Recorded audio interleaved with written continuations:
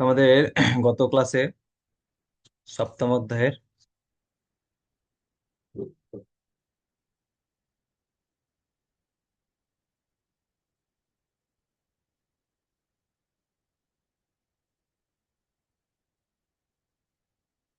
23 নম্বর শ্লোক অবধি হয়েছিল বোধহয় নাকি?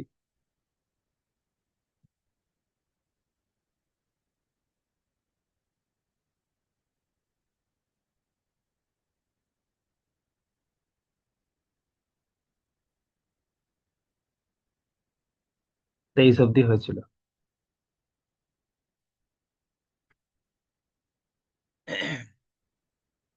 তো ভগবান এই ভক্তি শতকে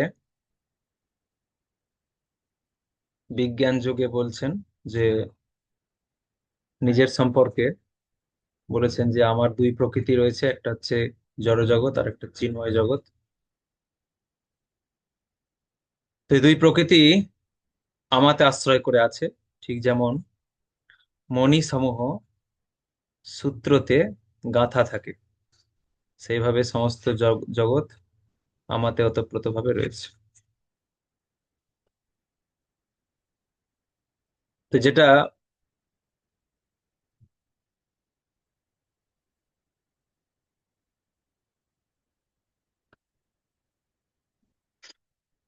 যেটা মানুষ সাধারণভাবে বুঝতে পারে না কিভাবে রয়েছে ভগবানের মধ্যে, তাই জন্য ভগবান কিছু নিজের সম্পর্কে আরো কিছু ডেসক্রিপশন দিয়েছেন, যে আমি হচ্ছে জলের রস, পৃথিবীর গন্ধ, ইত্যাদি ইত্যাদি। সবকিছুর মধ্যে ভগবানের উপস্থিতি ভগবান বলেছেন। হুম। আর বলেছেন যে কারা ভগবানের শরণাগত হয় আর কারা ভগবানের শরণাগত হয় না। কে প্রভু? ও বেরিয়ে পড়েছো তো? নন্দগোপ প্রভু তো? নন্দগোপ আয়নার সাথে গেছে।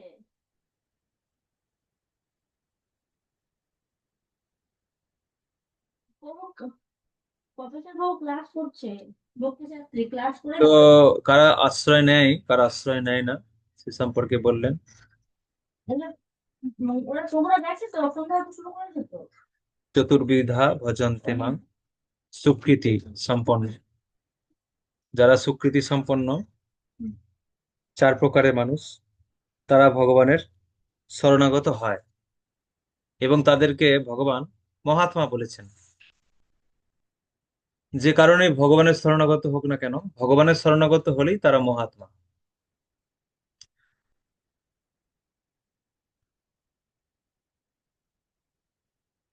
এবং তিনি বললেন যে বহু জন্ম ধরে অতিক্রান্ত করার পরে জ্ঞানী ব্যক্তিরা ভগবানের শরণাগত হন।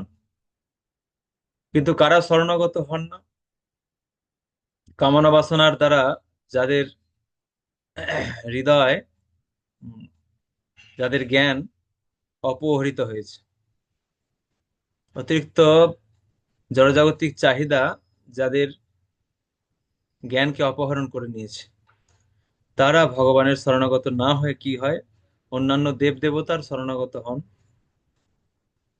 এবং দেবদেবতার শরণাগত হওয়ার ফলে তাদের সেই ইচ্ছাকে ভগবান বাস্তবে রূপ দেওয়ার জন্য সহযোগিতা করেন। যদি কেউ দেবদেবতার শরণাগত হতে চায়, ভগবান তার হৃদয়ে দেবদেবতার প্রতি শ্রদ্ধা তৈরি করেন। তখন সেই ব্যক্তি দেবদেবতার প্রতি শ্রদ্ধা সহকারে, মানে ভগবান সবকিছু ভালো মন্দ, কিসে কি ফল বলে দিয়েছেন। কি করলে কি ফল, কোনটা ভালো কোনটা মন্দ, কোনটা আহ স্থায়ী কোনটা অস্থায়ী, কোনটা নিত্য কোনটা অনিত্য, কোনটা প্রেয় কোনটা শ্রেয়, সবকিছু ভগবান শাস্ত্রে বলে দিয়েছেন। এরপরেও যদি কেউ ভগবানকে বাদ দিয়ে অন্য কিছুর প্রতি শ্রদ্ধা জাগরিত করে, ভগবান তাকে সহযোগিতা করে। এটা ভগবানের একটা স্বভাব, তিনি তাকে সেই কাজেই সহযোগিতা করবেন। তো যাই হোক, দেবদেবতার শরণাপন্ন হওয়ার ফল হচ্ছে অস্থায়ী, দেবলোকে যাওয়া যাবে, কিন্তু ভগবানের শরণাপন্ন হলে ভগবানের কাছে যাওয়া যাবে। 23 নম্বর শ্লোকে বললেন। এবার 24 নম্বর। অব্যক্তং ব্যক্তিম আপন্নং মন্যন্তে মাম বুদ্ধয়ঃ পরং ভাবম অজানন্ত মমাব্যয়ম অনুত্তমম। বুদ্ধিহীন মানুষেরা যারা আমাকে জানে না মনে করে যে আমি পূর্বে অব্যক্ত নির্বিশেষ ছিলাম, এখন ব্যক্তিত্ব পরিগ্রহ করেছি। তাদের অজ্ঞতার ফলে তারা আমার অব্যয় ও সর্বোত্তম পরম ভাব সম্বন্ধে অবগত নয়। তো যারা ভগবানের শরণাপন্ন হয় না, তারা কি মনে করে? তারা মনে করে যে ভগবান, হ্যাঁ, নিরাকার ছিলেন, এখন আকার ধারণ করেছেন। তারা এরকম মনে করে। তো স্বাভাবিক কথা, এই জড় জগতে অনেকে এইটাই বলে যে ভগবান নিরাকার। বড় বড় জ্ঞানী ব্যক্তিরা তারাও বলে ভগবান নিরাকার। তো ভগবান বলেই দিয়েছেন যে হ্যাঁ, অনেকে এরকম ভাবে যে আমি আগে নিরাকার ছিলাম, পরে, হ্যাঁ, আমি রূপ নিয়েছি। কেউ তো যুক্তি করতে পারে, তর্ক করতে পারে যে কি প্রমাণ আছে যে ভগবান নিরাকার থেকে সাকার হননি, তার কি, হ্যাঁ, তার কি গ্যারান্টি আছে? কেউ তো বলতেই পারে যে হ্যাঁ, ভগবান নিরাকার ছিলেন, সাকার হয়েছে। আমরা বলছি যে ভগবান সাকার, ভগবানের আকার রয়েছে, এবং ভগবান চাইলে নিরাকারও হতে পারেন। মানে ভগবানের ব্রহ্মজ্যোতি যেটা, ভগবানের যে দেহ নির্গত ব্রহ্মজ্যোতি, সেটা তো নিরাকার, ভগবানের নিরাকার রূপ। তার মানে সাকার ভগবান থেকে নিরাকার রূপ রয়েছে, যেটা হচ্ছে আহ, দেহ নির্গত ব্রহ্মজ্যোতি। তাহলে সাকার থেকে নিরাকার, এটা আমরা বলছি বা আমরা জানি। কিন্তু কেউ যদি বলে যে নিরাকার থেকে সাকার হয়েছেন ভগবান, ভগবান নিরাকার ছিলেন, সেখান থেকে সাকার হয়েছে। জল থেকে বরফ না বরফ থেকে জল, বলুন তো দেখি, কোনটা ঠিক? জল থেকে বরফ না বরফ থেকে জল? জলটা নিরাকার, বরফটা হচ্ছে আকার রয়েছে। জলটা নিরাকার, বরফটা সাকার। তাহলে আপনি আপনি তো বলতে পারবেন কি যে জল থেকেই বরফ হয়েছে? কেউ তো বলতে পারেন যে সৃষ্টিতে বরফ ছিল, বরফের পর্বত পাহাড় ছিল, সেখান থেকে গলে জল হয়েছে, বলতে পারে বরফ থেকে জল হয়েছে। আবার কেউ বলতে পারে যে না, জল থেকে জল ছিল আগে, জল থেকে জমে বরফ হয়েছে। কোনটা ঠিক? কোনটা থেকে কোনটা হয়েছে? এর কোনো প্রমাণ আছে কি আপনাদের কাছে? কোনো প্রমাণ নেই, কোনো প্রমাণ নেই। জলও ছিল, বরফও ছিল, এটা হচ্ছে কথা। জলও ছিল, বরফও ছিল, একই সাথেই ছিল সৃষ্টিতে। বরফ গলেও জল হচ্ছে, আবার জল গলেও বরফ হচ্ছে। কিন্তু এই নয় যে যত জল আছে সেগুলো সব বরফ থেকে গলেই হয়েছে, এরকম নয় কিন্তু। আর পৃথিবীতে যত বরফ আছে সেগুলো সব জল থেকেই জমে বরফ হয়েছে, তাও নয়। সৃষ্টিতে জলও ছিল, বরফও ছিল, দুটোই ছিল। কোনোটা থেকে কোনোটা সৃষ্টি হয়েছে এরকম বলা যাবে না। কিন্তু ভগবানের ক্ষেত্রেও তো তাই। ওখানে যেমন বলা যাবে না যে জল থেকে বরফ হয়নি বা বরফ থেকে জল হয়নি।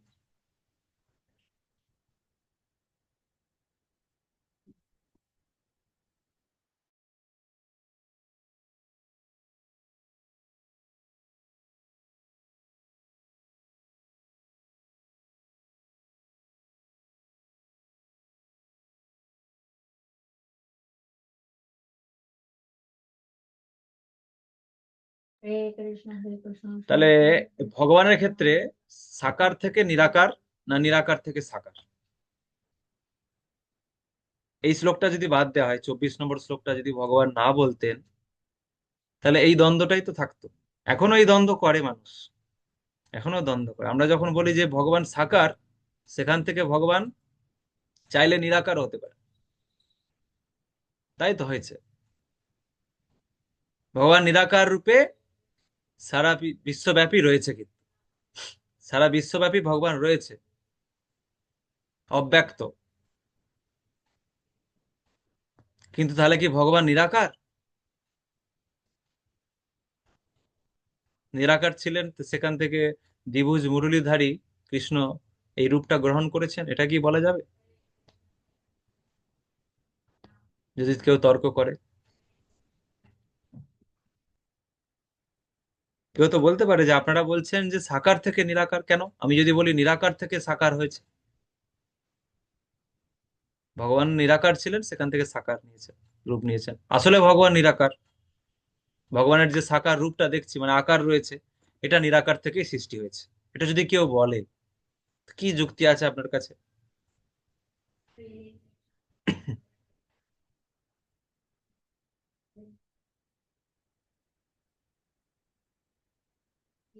বলুন।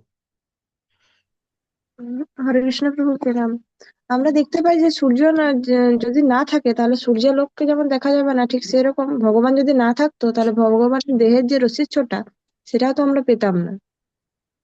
আর যেটা জিওগ্রাফিতেও যেটা বোঝানো হয় যে প্রথমে সবকিছু আগে বরফে আচ্ছন্ন ছিল, তারপরে সূর্যের আলো পেয়ে সেটা বরফ থেকে জল হয়েছিল। তার জন্য প্রথমে মানে পৃথিবীতে কোনো রকম মানে কোনো প্রাণের অস্তিত্ব ছিল না আর কি। তা হয় নাকি? 3 ভাগ জল 1 ভাগ স্থল। তো ওটা তো তারপরে হয়েছেই জানা যায়। কোথায়? বরফ মানে তো কঠিন। বরফ মানে তো তাহলে সেটা স্থল ভাগ বলা হতো। কিন্তু জলও বলা হচ্ছে 3 ভাগ জল, সৃষ্টিতেই 3 ভাগ জল 1 ভাগ স্থল।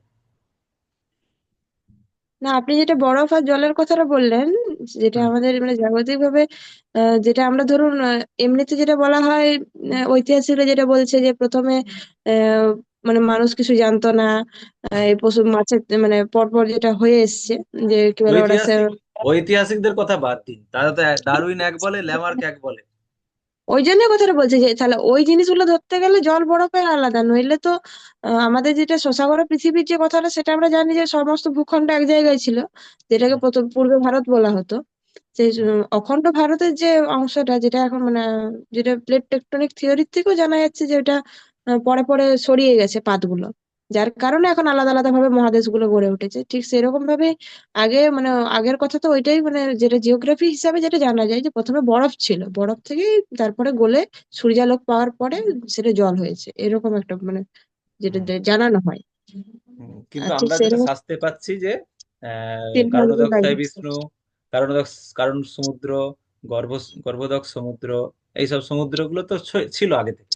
হ্যাঁ, সেই হ্যাঁ। সমুদ্রে ভগবান বিশ্রাম করলেন, সেখান থেকে জলজগৎকে তৈরি করলেন। জল ছিল, জলের অস্তিত্ব ছিল। এই কারণ সমুদ্র বা গর্ভোদক সমুদ্র, ক্ষীর সমুদ্র, এগুলো তো আর বরফ থেকে হয়নি। এগুলো ছিল। আবার বরফের হুম, পাহাড় পর্বতও ছিল, সুমেরু পর্বত ইত্যাদি ইত্যাদি। সুমেরু পর্বতটা পুরোটা বরফ নয় যদিও, কিন্তু সেখানেও বরফের চূড়া আছে। হ্যাঁ, বিভিন্ন শৃঙ্গগুলো রয়েছে, সেইগুলো বরফের শৃঙ্গ। হুম। তো তাহলে সেইগুলোর অস্তিত্ব আছে, সেগুলো সক্রিয়ভাবে রয়েছে। আর এগুলোও সক্রিয়ভাবে, জলও সক্রিয়ভাবে রয়েছে স্বতন্ত্রভাবে, আর বরফও স্বতন্ত্রভাবে। একটা থেকে আরেকটা সৃষ্টি হয়েছে, এটা বলা যাচ্ছে না। ঠিক সেরকম ভগবানের ক্ষেত্রে যদি কেউ তর্ক করে যে নিরাকার থেকে সাকারও নয়, আর সাকার থেকে নিরাকারও নয়, এরকম যদি বলে কেউ, তার কোনো প্রমাণ কিন্তু নেই, একমাত্র এই 24 নম্বর শ্লোকটাই প্রমাণ। এটাই আমি বলতে চাইছি। একমাত্র প্রমাণ হচ্ছে এই 24 নম্বর শ্লোক, যে ভগবান স্বয়ং নিজে বলেছেন।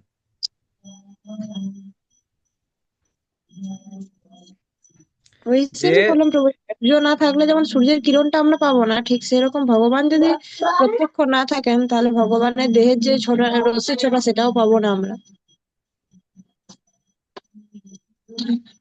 না, রশ্মির ছটা দেহ থাকলেই যে রশ্মির ছটা বেরোবে তার কি মানে আছে? সূর্য না, যেটা রশ্মি হয়তো বোঝায় ছিল।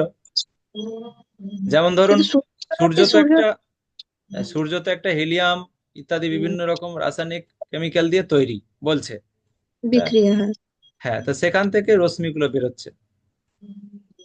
কিন্তু যদি বলা হয় যে সৃষ্টিতে এরকম শুধু রশ্মি ছিল, সৃষ্টিতে শুধু রশ্মি ছিল, সেই রশ্মিগুলো সব একসঙ্গে জমাট বেঁধে একটা সূর্য তৈরি হয়েছে, এরকম তো বলা যেতে পারে। তবু ওগুলো তো ওইরকম উল্টাপাল্টা বললেই তো গোলমালটা করছে, কেননা যেরকম আমরা জানতে পারি যে যদি কোথাও যদি না আগুন জ্বলে তাহলে আগুনের আলো তো আমরা পাবো না, মোমবাতি না জ্বালালো পর্যন্ত তো মোমবাতির আলোটা গোটা ঘর ভর্তি হবে না।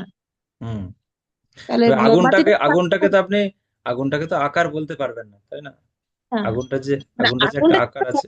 সেটা সেটা তো ইয়ে সূর্যটাকে আমরা এখান থেকে দেখতে পাচ্ছি গোলাকার লাগছে, কিন্তু সূর্যটা তো একটা বিশাল আগুনের আহ এখন আগুনের একটা বিস্তার, আগুনের একটা বিস্তার রয়েছে সূর্যতে, সেখানে তো আকার তো বলা যাবে না। তো মানে একমাত্র শাস্ত্র প্রমাণ ছাড়া আর কোনো যুক্তি খাটবে না এখানে, কারণ এগুলো সব সৃষ্টির বিষয়, যেহেতু সৃষ্টি তত্ত্ব। তো সেই জন্য ভগবান যদি বলে দিতেন যে আমি নিরাকার থেকে আকার ধারণ করেছি, তাহলে ওটাই ঠিক হয়ে যেত, ওটাই সবাই মানতে বাধ্য হতো। কিন্তু ভগবান বলেছেন যে আমি আকার থেকে নিরাকার রূপ ধারণ করতে পারি, আমি প্রকৃতপক্ষে আমার আকার রয়েছে, সেখান থেকে আমি নির্বিশেষও হতে পারি। আহ, এটাই হচ্ছে সত্য। কারণ ভগবান এখানে বলছে যারা মনে করে যে আমি নির্বিশেষ ছিলাম আগে, এখন ব্যক্তিত্ব পরিগ্রহ করছি, মানে এখন রূপ নিয়েছি, তারা আমাকেই জানেই না, তারা ভুল জানে। তাহলে এটা ভুল সিদ্ধান্ত তার মানে। নির্বিশেষ থেকে রূপ, নির্বিশেষ থেকে সবিশেষ, এই সিদ্ধান্তটা ভুল, সেটা ভগবান এখানে বলছেন। তারক জনার্দন প্রভু। हरे कृष्ण प्रभु जी, হুম प्रणाम प्रभु जी। হুম হ্যাঁ, প্রভু জি, আমি প্রভুপাদের একটা তাৎপর্য একটা জায়গায় পড়েছিলাম এই প্রসঙ্গে। আর একটা লেকচারও শুনেছিলাম এরকম একটা উদাহরণ। তো সেখানে বলা হয়েছিল যে কোনো একটা গ্রামে, এমন একটা গ্রাম যেখানে আগে কোনোদিন ট্রেন আসেনি, হয়তো সেই গ্রামে একটা ট্রেন এসে পৌঁছালো। হুম। তো সেই ট্রেনে, রাত্রে ট্রেন এসে পৌঁছালো। এবার দূর থেকে কিছুজন দেখে ওই ট্রেনটাকে হ্যাঁ, দেখে বুঝতে মনে পেরেছি করবে ঠিক আছে, ওইটা যে ওইটা নিয়ে আর একটা সময় নষ্ট করবো অসাধারণ না। কিছু একটা। ওই উদাহরণটা জানি, আমরা শুনেছি, আলোচনাও করেছি। হ্যাঁ, সেখান থেকে আপনি বলতে চাইছেন যে লাইট থেকে রশ্মি হ্যাঁ। বেরোচ্ছে, তাই তো? হ্যাঁ, কেউ বলছে এটা লাইট, কেউ বলছে ট্রেন মানে হচ্ছে না, বগি, কেউ আমি বলছে আমি ট্রেন। এটা বলতে চাইছি যে তিনি তো ভগবান, হুম তিনি তো ভগবান। অতএব তিনি সবকিছুই হতে পারেন। তিনি নিরঙ্কারও হতে পারেন, আবার সকারও হতে পারেন। তিনি তার মর্জি হিসাবে তিনি কাজ করতে পারেন। এবার সেটা আমাদের উপরে ডিপেন্ড করছে যে আমরা ভগবানকে কি হিসাবে গ্রহণ করব। যেমন আমরা জানি যে ভগবানের দিব্য শরীর রয়েছে। যারা ভগবানকে বিশ্বাস করে না, যারা নিরঙ্কারবাদী, তারা ভাবছে কি যে আমরা ভগবানের কোনো আকার নেই। বাস্তবের পক্ষে তারা সেই যে ভগবানের যে সেই আকার পর্যন্ত তারা প্রবেশ করতে পারছে না। হুম। ভগবানের সে যে শরীর থেকে যে রশ্মিটা বেরোচ্ছে, সেই রশ্মি পর্যন্ত তারা পৌঁছাতে পারছে, না, তার আগে তারা পর্যন্ত যেতে তারা পারছে না সেই। তারা তো সিদ্ধান্তটা বুঝতে আমার বলা পারছে মনে না, হয় সেটা ঠিক আছে। তারা সিদ্ধান্তটা বুঝতে পারছে না, সেটা ঠিক আছে, কিন্তু সঠিক তত্ত্বটা কি, তারা কি বুঝছে, আমি সে প্রশ্নে যাচ্ছি না। আমি যে সঠিক তত্ত্বটা কি, তারা তো তাদের মতো বলছে, আমরাও তো আমাদের মতো বলছি, তারা বলতে পারে যে ভক্তরাও তাদের মতো বলছে। কিন্তু অ্যাকচুয়াল তত্ত্বটা হচ্ছে এখানে 24 নম্বরে ভগবান যেটা বললেন ভগবান যে বলছে। হ্যাঁ, যে উনি হচ্ছে সাকার, কিন্তু উনি নির্বিশেষ রূপ উনি নিতে পারেন। প্রকৃতপক্ষে উনি হচ্ছে, ওনার রূপ রয়েছে, ওনার ব্যক্তিত্ব রয়েছে, জি। সেটা আদি। আর নির্বিশেষ রূপটা হচ্ছে পরবর্তীতে সেখান থেকে এসছে, কারণ নির্বিশেষ থেকে হ্যাঁ, রূপ এসছে। এটাই বলছি। নির্বিশেষ থেকে রূপ এসছে, এটা তো ভগবান অস্বীকার করছেন 24 নম্বরে। সুতরাং তাহলে রূপ থেকে, সবিশেষ থেকে নির্বিশেষ এসছে, আকার থেকে নিরাকার রূপটাও ভগবান নিয়েছেন প্রয়োজনে। কৃষ্ণচন্দ্র কীর্তিপুর। হরে কৃষ্ণ প্রভু, প্রণাম। হ্যাঁ, প্রণাম। ভগবান নিজেই যখন বলেছেন 4 নম্বর শ্লোকে এই অধ্যায়ের, যে ভূমি, জল, বায়ু, অগ্নি, আকাশ, মন ও বুদ্ধি, অহংকার, এই 8টি প্রকারের আমার ভিন্না জোড়া প্রকৃতি বিভক্ত। তাহলে এখানে হুম জলটাই সাকার রূপ প্রকাশ পেয়েছে। তাহলে এই জলটা, আগে জল ছিল, মাটি ছিল, বায়ু ছিল, অগ্নি, আকাশ, এটা ছিল। এই ভগবান সেই সৃষ্টি রহস্যটা থেকে বলেছেন যে জল থেকেই কিন্তু বরফের তৈরি হয়েছে, আর ওই বরফ গলে আবার জলে পরিণত হয়েছে।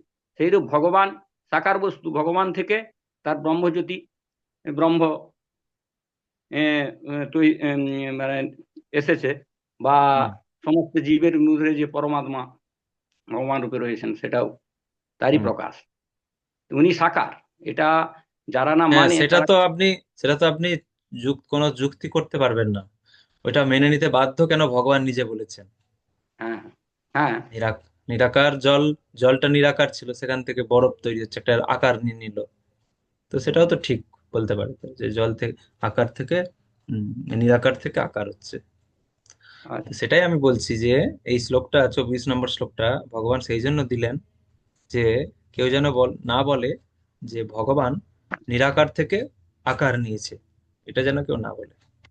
এটা যদি বলে কেউ, তাহলে ভগবান বলছে তারা আমাকে জানেই না। 24 নম্বর।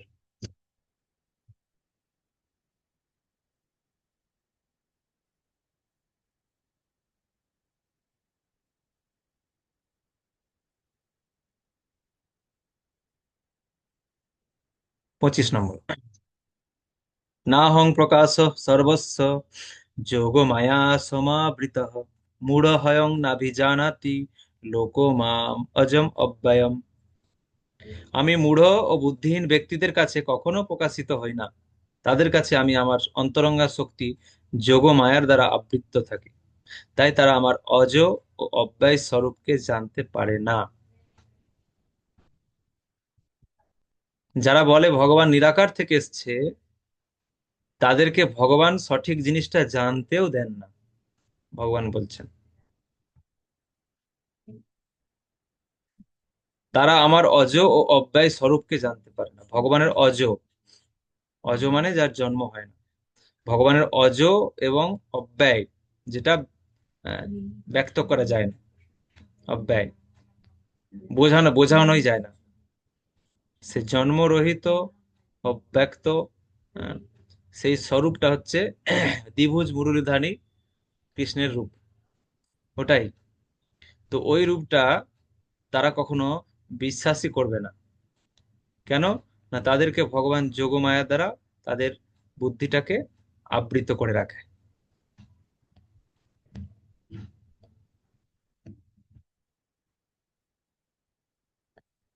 আচ্ছা, তাহলে এখন যদি প্রশ্ন করি, তো ভগবান বলছেন আমি তাদেরকে যোগমায়া দ্বারা আবৃত করে রাখি।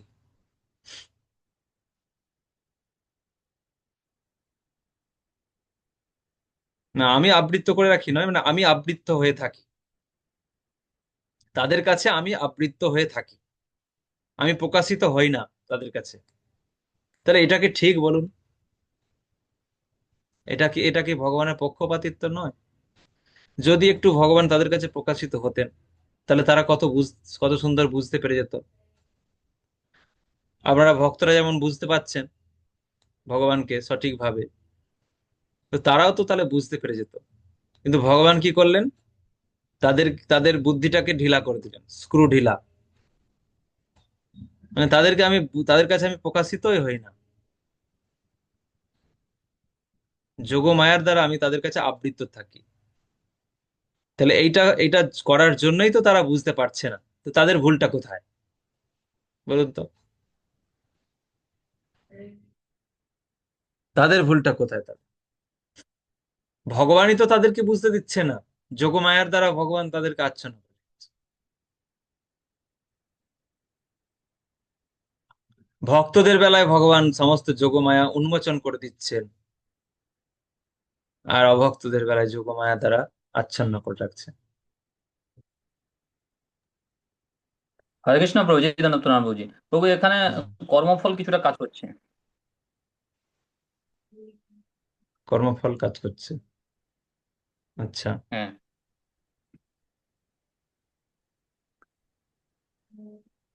তো কর্মফল, তাহলে তো আহ, কর্মফলটাই যদি সবকিছু হয়, তাহলে তো কেউ বলতে পারে যে আমার পূর্বজন্মের কর্মফল ঠিক ছিল না, সেই জন্য আমি আর এই জীবনে ভক্তিও করতে পারবো না, কারণ আমাকে ভগবান আবৃত করে রেখে দেবে, আমার কর্মফল ভালো নয়। তবে বলতে এই পারে। স্বতন্ত্রটা তো ভগবান বলেছেন যে এই স্বতন্ত্রটা, মানুষের স্বতন্ত্রটা ভগবান দিয়েছেন।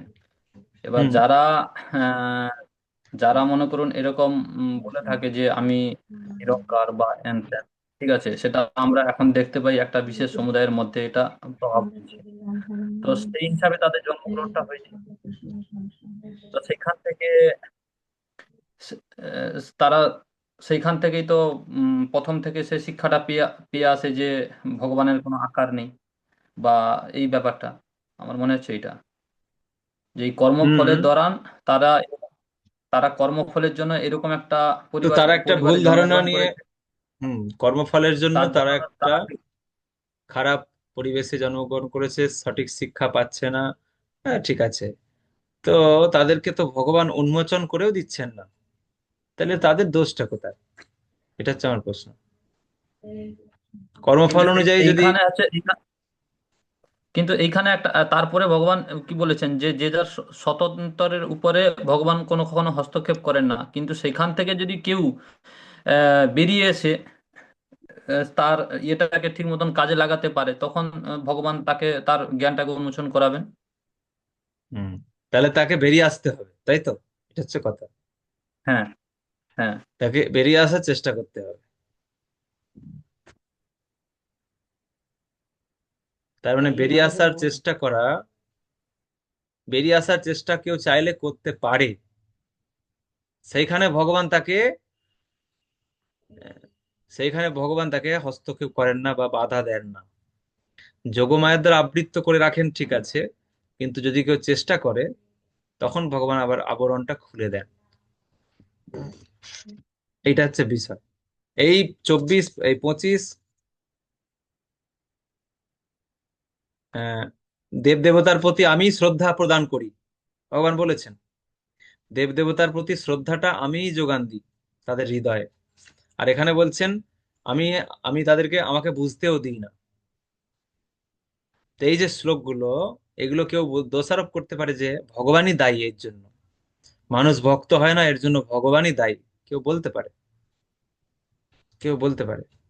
এটা এই এই বিষয়টা পরিষ্কার হবে আরো কয়েকটা শ্লোক, এই যে আর একটা শ্লোক পরে এটা পরিষ্কার হবে। এই জন্য ভগবান বলবেন 27 নম্বর শ্লোকে, বলবেন, আমরা যাচ্ছি আস্তে আস্তে। এই যে 26, আর কি হচ্ছে এর ফলে? বেদ অহং সমতীতানি বর্তমানানি চ অর্জুন, ভবিষ্যানি চ ভূতানি মাং তু বেদ ন কশ্চন। হে অর্জুন, পরমেশ্বর ভগবান রূপে আমি অতীত, বর্তমান ও ভবিষ্যৎ সম্বন্ধে সম্পূর্ণরূপে অবগত। আমি সমস্ত জীব সম্বন্ধে জানি, কিন্তু আমাকে কেউ জানে না। মানে তাদেরকে আমি, যারা আমাকে চাইছে না, তাদেরকে আমি যোগমায়ার দ্বারা আবৃত্ত করে রাখি, তাদেরকে আমাকে বুঝতেও দিই না। হুম। তা আমাকে না বুঝে তাদের ভিতরে যদি অন্য দেব দেবতার প্রতি শ্রদ্ধা থাকে, আমি সেই শ্রদ্ধাটাকে আবার বাড়িয়ে দিই, যাও ওখানেই করো বেশি করে। এগুলো সব আমি করি। কেন করছে ভগবান এগুলো? কেন? তাদের অতীত, ভবিষ্যৎ, বর্তমান সব আমি জানি, কিন্তু তারা আমাকে জানে না। তাদের অতীতটা আমি জানি, কিন্তু আমার অতীত তারা জানে না, আমাকে তারা জানে না, বুঝতে পারে না। এবার কেউ প্রশ্ন করতে পারে যে এতে তো জীবের কোনো দোষ নেই, এই তো সব ভগবান করছে, এ তো সব ভগবান করছে। কাকে সেবা করবে, কার প্রতি শ্রদ্ধা দেখাবে, কাকে পূজা করবে, এই সব জিনিসগুলো তো ভগবানই হৃদয়ের মধ্যে, সবার হৃদয়ে প্রদান করছে, অনুপ্রেরণা দিচ্ছেন।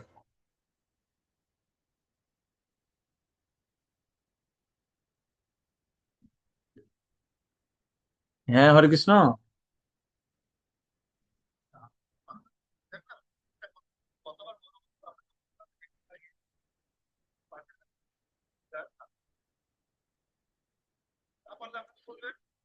ভুলে গেছে, ভুলে গেছে, পরে করে দেবো। ঠিক ঠিক আছে, রাখুন রাখুন, পরে কথা বলবে, হ্যাঁ?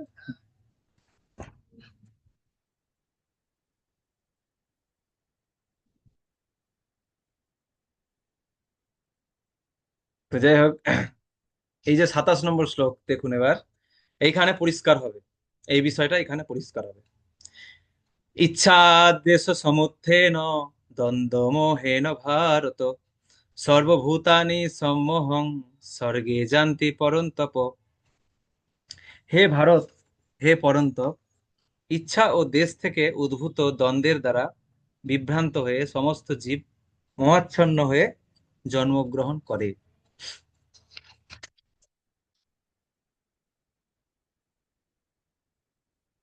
কি বললেন ভগবান? ইচ্ছা ও দেশ থেকে উদ্ভূত দ্বন্দ্বের দ্বারা বিভ্রান্ত হয়ে সমস্ত জীব মোহাচ্ছন্ন হয়ে জন্মগ্রহণ করে। তাহলে জীব মোহাচ্ছন্ন হয়ে জন্মগ্রহণ করছে। তো এই জন্মগ্রহণ করার আগে কোথায় ছিল জীব?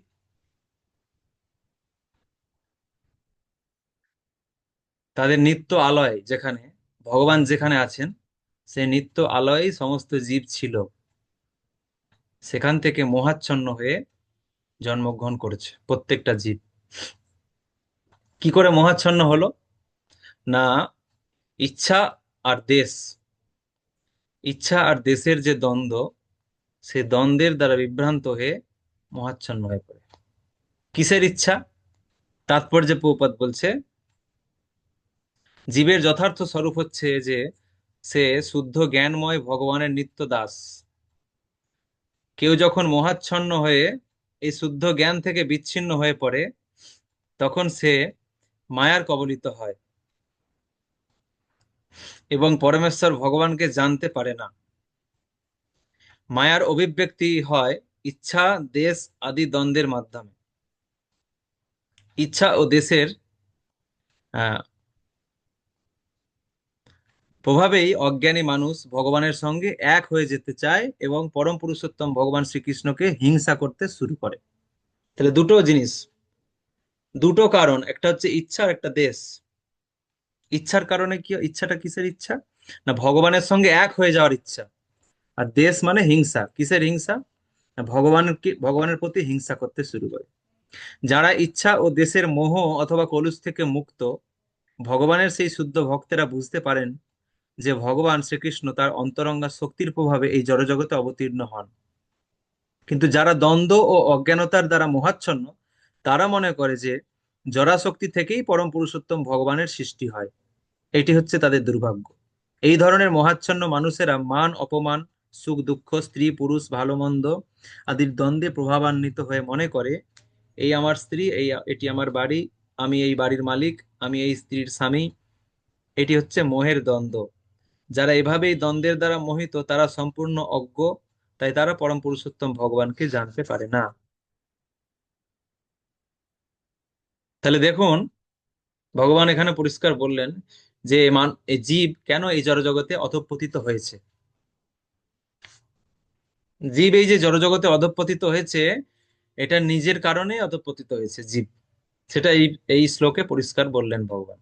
চিন্ময় জগৎ থেকে জড়জগতে জীবের ফল ডাউন, এটা মোটেও ভগবানের ইচ্ছায় নয়, এটা হচ্ছে জীবের নিজের ইচ্ছায়।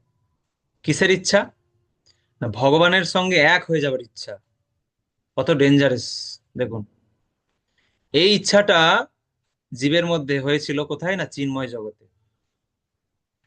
চিন্ময় জগতে জীবের মধ্যে হঠাৎ ইচ্ছা এলো যে ভগবানই কেন সমস্ত কিছু ভোগ করবেন, আমিও তো ভোগ করতে পারি। তাহলে ভগবানের মতো হওয়ার ইচ্ছা হলো। সঙ্গে সঙ্গে আরেকটা জিনিস এলো, সেটা হচ্ছে হিংসা। যে ভগবানই কেন একা ভোগ করবেন, উনি কেন সবকিছু ভোগ করবেন, আর আমরা কেন দাস হয়ে থাকবো। হিংসা হয়ে গেল। বুঝতে পারছেন? উনি কেন ভোগ করবেন আর আমরা কেন ওনাকে ভোগ্য বস্তু দিতে থাকবো। আমরা ওনাকে ভোগ্য বস্তু দিতে থাকবো, সরবরাহ করতে থাকবো, আমরা ওনার দাস হয়ে থাকবো, আর উনি ভোগ করবে কেন। এটা হচ্ছে ঈর্ষা, হিংসা। তাহলে ভাবুন, এই যে হিংসাটা ঈর্ষা, এই যে ঈর্ষাটা দেশ মানে হচ্ছে ঈর্ষা। বহুপাদ শব্দার্থে দেশ মানে দেশ লিখেছেন। দেশ মানে হচ্ছে ঈর্ষা। ঈর্ষা মানে অন্যের আনন্দে, অন্যের সুখে আহ, কষ্ট পাওয়া, অন্যের সুখ সহ্য করতে না পারা, এটাকে বলা হয় ঈর্ষা। তো ভগবান একাই ভোগ করছেন, এটা দেখে জীবের সহ্য হলো না। সে ভাবছে যে আমি কেন ভোগ করব না, আর তখন তার নিজের ইচ্ছা হলো ভগবান হওয়ার। তো এই ইচ্ছা আর এই ভগবানের প্রতি ঈর্ষা, এই দুটো জিনিসের কারণে জীব এই জড়জগতে অধঃপতিত হলো। সঙ্গে সঙ্গে ভগবান বললেন, দেখো, যদি আমার প্রতি ঈর্ষা করবে আর আমার মতো ভোগ করার চেষ্টা করবে, তাহলে তো এই জড়জগতে, আহ, এই চিন্ময় জগতে থাকতে পারবে না। কারণ চিন্ময় জগতে যারা আছে তারা সবাই আমার সঙ্গে ভালোবাসার আদান প্রদান করছে, কেউ আমার প্রতি ঈর্ষা করছে না, বা কারো আমার আমার মতো হওয়ার ইচ্ছা নেই। যে যেমন আছে সেই অবস্থাতেই তারা আনন্দে আছে, আমার সাথে আদান প্রদান করছে, তাই তারা আছে। কিন্তু যদি তোমার এরকম মনে হয়, তাহলে তোমাকে এই চিন্ময় জগতে তো থাকা যাবে না। তাহলে তোমার জন্য আরেকটা জগৎ তৈরি করেছি, সেটা হচ্ছে জড় জগৎ। তো সেই জড় জগতে আমাদেরকে ভগবান পাঠিয়ে দিলেন। তাহলে ভগবানের তো দোষ নেই এই জড় জগতে আমাদেরকে পাঠানোর ব্যাপারে। আমরা আমাদের নিজের ইচ্ছা হয়েছে, ভগবান সেই ইচ্ছা পূরণ করে দিয়েছে।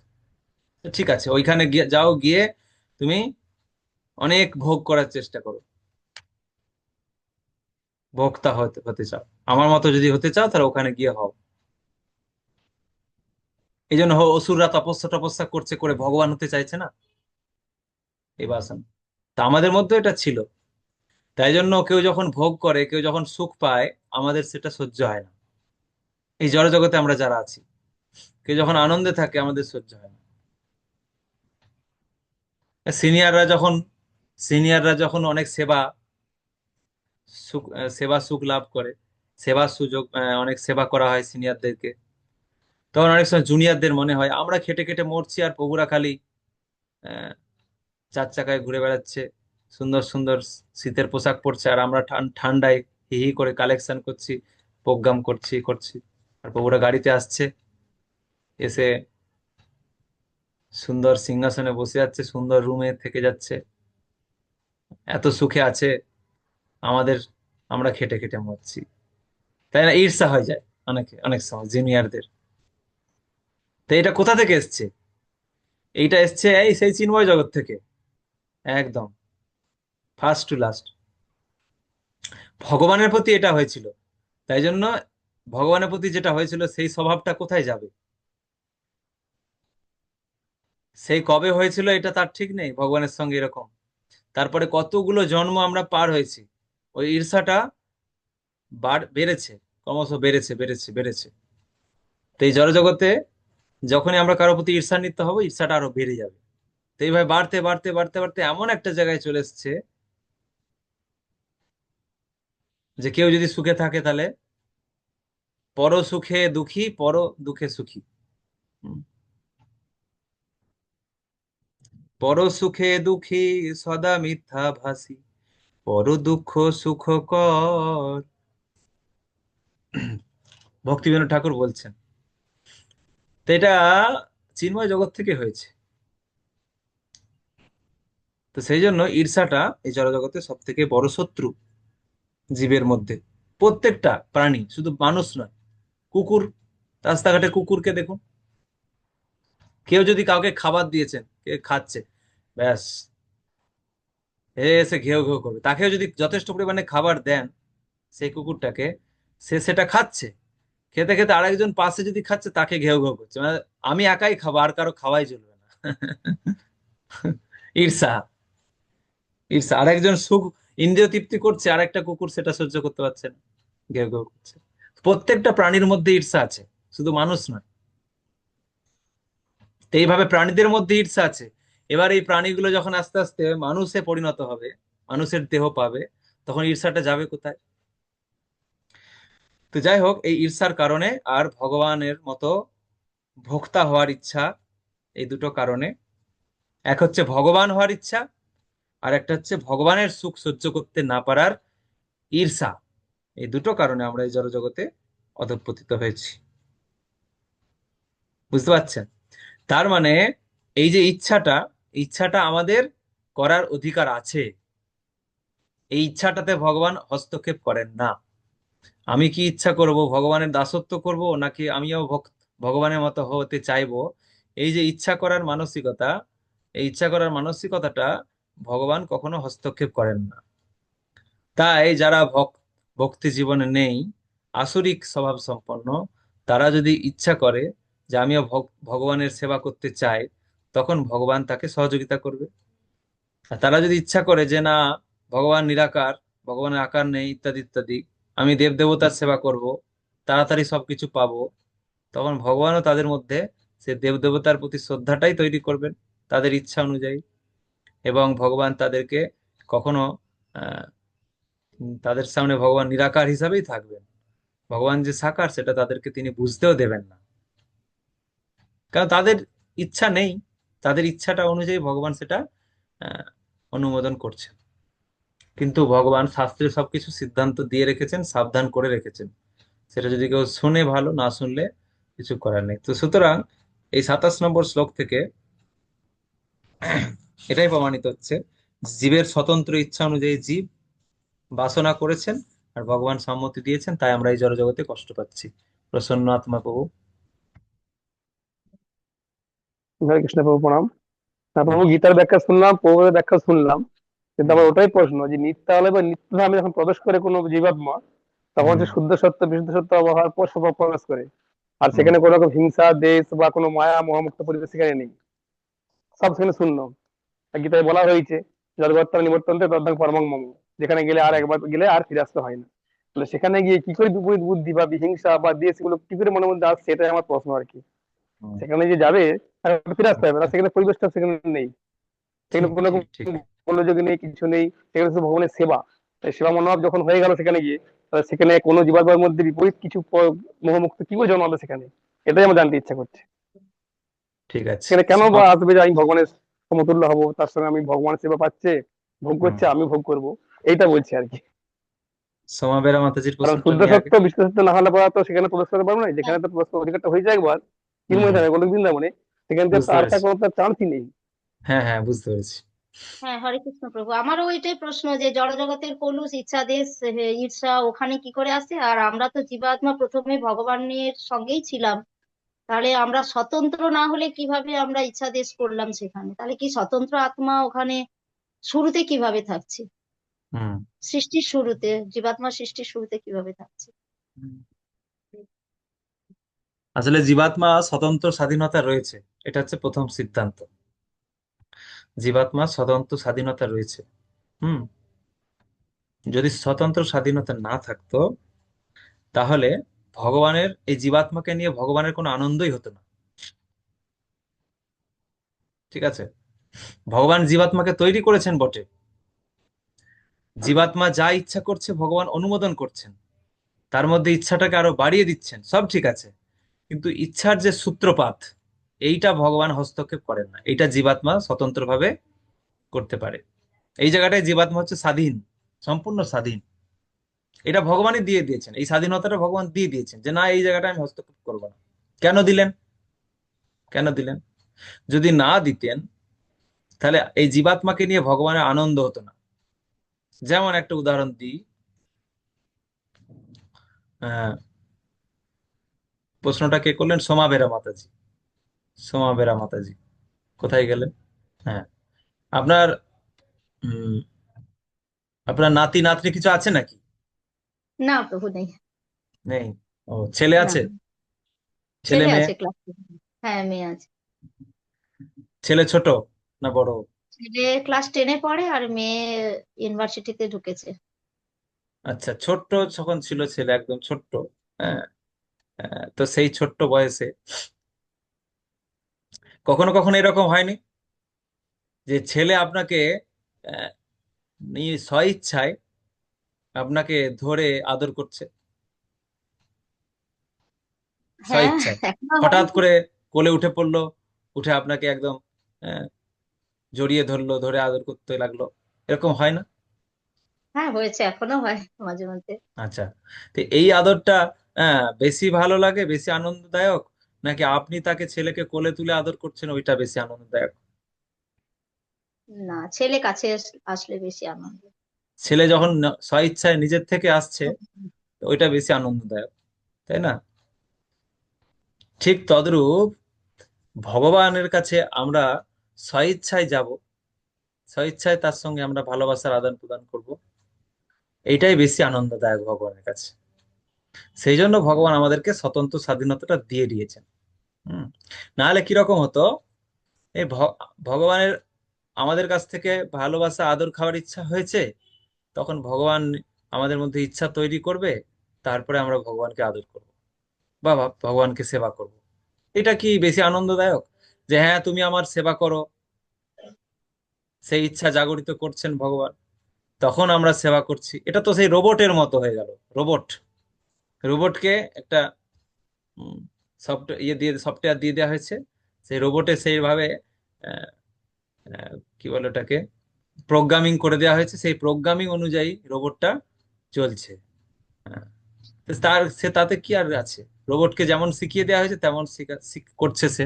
সেরকম জীবকেও যেমন শিখিয়ে দেওয়া হতো, জীব তেমন ভাবে করতো। জীবকে শিখিয়ে দেওয়া হতো আমাকে সেবা করো, আমাকে আমার চরণে ফুল দাও, হ্যাঁ, তখন জীবাত্মা তখন ভগবানকে সেবা করতে দিত। তো সেটাতে বেশি আনন্দ নেই। স্বেচ্ছায় জীব যখন স্বতঃস্ফূর্ত ভাবে ভগবানের সেবা করে, ওতে বেশি আনন্দ। কিন্তু জীব যেহেতু কোনোদিনই স্বেচ্ছায় করছে না, তাই জন্য ভগবান গীতাতে বলেছেন যে যৎ করসি যৎ স্নাসি, হ্যাঁ, পত্রং পুষ্পং ফলং, তো এগুলো বলতে বাধ্য হয়েছে ভগবান, এগুলো বলতে বাধ্য হয়েছে। কিন্তু চিন্ময় জগতে কাউকে কিছু বলতে হয় না। চিন্ময় জগতে কাউকে কিছু বলতে হয় না, ওখানে বলতে হয় না যে পত্রং পুষ্পং ফলং তয়ং, যৎ করসি যৎ স্নাসি, তুমি যা কিছু করো সবকিছু আমাকে নিবেদন, এই যে বলতে হয় না। জীব সেখানে স্বতঃস্ফূর্ত ভাবে নিজের ইচ্ছায় ভগবানের সেবা করে। এটা হচ্ছে বিষয়। তো তার মানে স্বতন্ত্র স্বাধীনতা থাকলেই সেখান থেকে আনন্দটা আসে। যে হ্যাঁ উনি ইচ্ছায়, জীব ইচ্ছা করে নিজের ইচ্ছায় আমাকে সেবা করছে, এটাতে বেশি আনন্দ। তাই জন্য ভগবান স্বতন্ত্র স্বাধীনতা দিয়ে রেখেছে। এটা হচ্ছে প্রথম প্রথম প্রশ্ন। দ্বিতীয় প্রশ্ন হচ্ছে যে চিন্ময় জগতে কি করে এরকম ধরনের হিংসা বা ঈর্ষা বা এরকম ভোগের ইচ্ছা জাগরিত হয়? আসলে এটা হয়েছিল সৃষ্টির শুরুতে। বুঝতে পারছেন? সৃষ্টির শুরুতে হয়েছিল এটা। আমরা যে কত কোটি কোটি বছর আগে এই ইচ্ছা করেছিলাম, তার কোনো হিসাব নেই। সৃষ্টির শুরুতেই আমরা বিদ্রোহ ঘোষণা করেছিলাম যে আমরা এখানে সৃষ্টি করেছেন ভগবান, শুরু সৃষ্টি করার সঙ্গে সঙ্গে এই বিদ্রোহ। কিছু জীবাত্মা তারা ভগবানের সেবায় যুক্ত হয়ে গেল, আর কিছু জীবাত্মা যারা আমরা আমরা ভগবান সৃষ্টি করার সঙ্গে সঙ্গে আমরা একদম মানছি না, মানবো না, শুরু করে দিয়েছি ভগবানকে। ভগবান সবকিছু ভোগ করবেন এটা মানছি না, মানবো না। সঙ্গে সঙ্গে ভগবান জড়জগতে পাঠিয়ে দিলেন, যাও তাহলে ওখানে গিয়ে ভগবান হওয়ার চেষ্টা করো। সৃষ্টির শুরুতে। তো সৃষ্টির শুরুতেই এরকম জিনিস হতে পারে কেন? না, স্বতন্ত্র স্বাধীনতা যখন থাকে তখন তার অপব্যবহারও হতে পারে, সেটা জড়জগৎ হোক আর চিন্ময় জগতই বা হোক। এটা হচ্ছে সিদ্ধান্ত। স্বতন্ত্র স্বাধীনতা যখন থাকবে তখন তার অপব্যবহার হওয়ার প্রবণতা সবসময় রয়েছে। জীবের এই প্রবণতাটা রয়েছে, সেই জন্য জীবকে বলা হয় উৎকৃষ্ট তটস্থা শক্তি। তটস্থা শক্তি কথার অর্থ হচ্ছে তট। তট মানে কোথায়? পাড়ায় না জলে, ডাঙায় না জলে, না ডাঙায় না জলে, মাঝখানে, মাঝখানটায় বলা হয় তট। তো জীব হচ্ছে তটস্থা শক্তি, মানে জীব তটে রয়েছে, মাঝামাঝি রয়েছে। চাইলে ডাঙায় যেতে পারে আর চাইলে জলেও যেতে পারে। তদ্রূপ জীবের স্বতন্ত্র স্বাধীনতা রয়েছে, সে চাইলে চিন্ময় জগতেও থাকতে পারে, চাইলে জড়জগতেও চলে আসতে পারে। দুটোই প্রবণতা রয়েছে। তো সেই প্রবণতাকে কাজে লাগিয়ে একদল তারা ভগবানের সেবায় যুক্ত রয়ে গেল, তারা হচ্ছে মহাত্মা, মুক্ত আত্মা। আর একদল আমরা আমরা ভগবানকে অস্বীকার করতে গেলাম, আমরা হয়ে গেলাম বদ্ধ আত্মা, মুক্ত জীব, বদ্ধ জীব। ঠিক আছে? তো এই যে বদ্ধ জীব হয়ে গেলাম, তো সঙ্গে সঙ্গে আমাদের জড়জগতে একটা জন্মগ্রহণ হলো, ব্রহ্মার শরীর পেলাম বা অন্য কোনো শরীর পেলাম। সঙ্গে সঙ্গে আমরা উম, এই জড়জগৎকে ভোগ করতে শুরু করলাম। এখানে আর ভগবান ডিস্টার্ব করবে না, এটাই আমাদের ইচ্ছা ছিল। এই ভোগ বাসনাকে ভগবান বাড়িয়েই দিবে, বাড়িয়ে দিবে। তো বাড়তে বাড়তে এই জায়গায় চলে এসছে। এখন তো ভোগ বাসনা যাচ্ছেই না।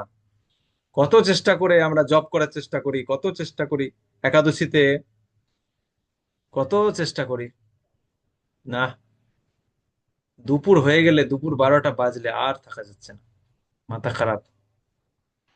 উম, সূর্য উপরে সূর্য উপরে প্রখর রোদ দিচ্ছে, আর মাথাও মধ্যপ্রদেশ, সূর্য মধ্য গগনে, আর আমাদেরও মধ্যপ্রদেশ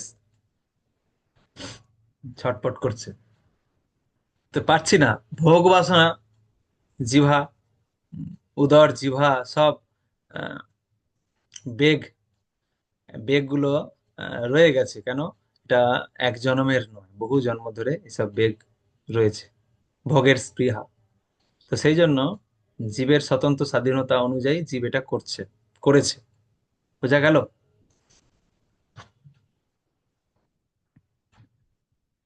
বলুন। বলছি প্রভু ভগবান তাহলে জীবাত্মাগুলো কি সৃষ্টি করে ওনার নিত্য আলোয় ছেড়ে রেখেছিলেন আমাদের, মুক্ত অবশ্যই, অবস্থায় রেখেছিলেন? অবশ্যই। এখন আহ নিত্য আলয়ে রেখে কিছুক্ষণ পরে হলো, নাকি সঙ্গে সঙ্গেই শুরু হলো আমাদের এই বাসনা, ওইটা তো আর বোঝা যাচ্ছে না।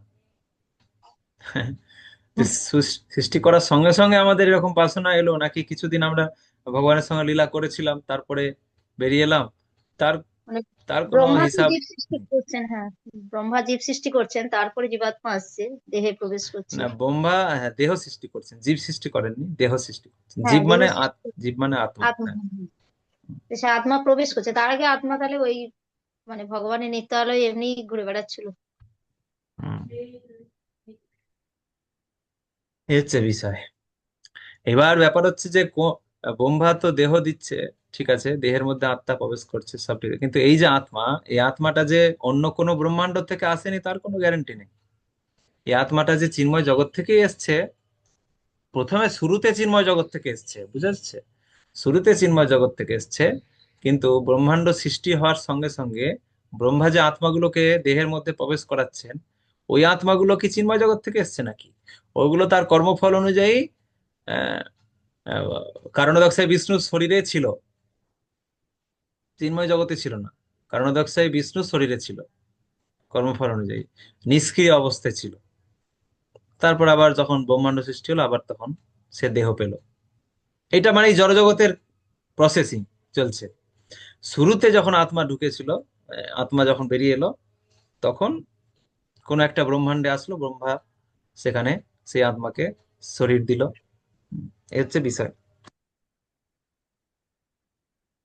তাহলে এখন বুঝুন যে চিন্ময় জগতেও এরকম বাসনা আসতেই পারে। আর কারো কোনো প্রশ্ন এই প্রসঙ্গে? খুব গুরুত্বপূর্ণ। অনেকে বলে না যে কেন ভগবান তাহলে এই জড়জগৎটা যদি দুঃখালয়ম অশাশ্বতম ভগবান বলছেন, তাহলে এখানে দুঃখের জগতে পাঠালেন কেন? তিনি তো চাইলে আমাদেরকে এক মুহূর্তের মধ্যেই দুঃখের জগৎ থেকে নিয়ে চলে যেতে পারেন, হ্যাঁ কি না? তিনি তো চাইলে নিয়ে চলে যেতে পারেন। তার কাছে তো প্লেন রয়েছে, প্লেন পাঠালেন, আমরা প্লেনে উঠলাম, চলে গেলাম। চিন্ময় বিমান রয়েছে তো ভগবানের কাছে। সেই চিন্ময় বিমানগুলো যদি বেশ কয়েকটা পাঠিয়ে দিতে পারেন, তাহলে এক একটা ব্রহ্মাণ্ডে সব জীবাত্মা খালি হয়ে যাবে। তাহলে ভগবানের চিন্ময় জগতে সব ফিরে যাবে, অসুবিধা কোথায়? তো ভগবান করছেন না কেন?